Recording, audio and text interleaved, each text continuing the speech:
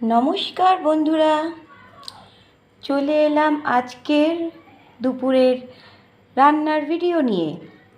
আজ দেখো আমি কি বানালাম।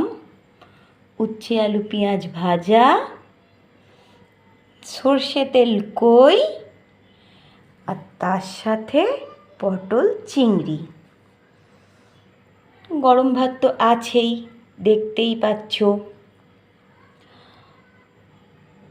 গরমে আজকে একটু রান্নাটা রিচ হয়ে গেল। তো যাই হোক, খেতে তো হবেই, গরম বলে তো আর রোজ ঝোল ভাত খেতে ভালো লাগে না। তাই আজকে এই রান্নাটাই করলাম, আর এই বাজারগুলোই ছিল। তো আজকের আমার এই রান্নাটা তোমাদের কেমন লাগছে? রান্নাগুলো কি ভালো হয়েছে? তাহলে অবশ্যই কমেন্টে জানিও। আর যদি ভালো লাগে অবশ্যই লাইক শেয়ার কমেন্ট করতে ভুলো না। অবশ্যই ফলো আর সাবস্ক্রাইব করে দিও।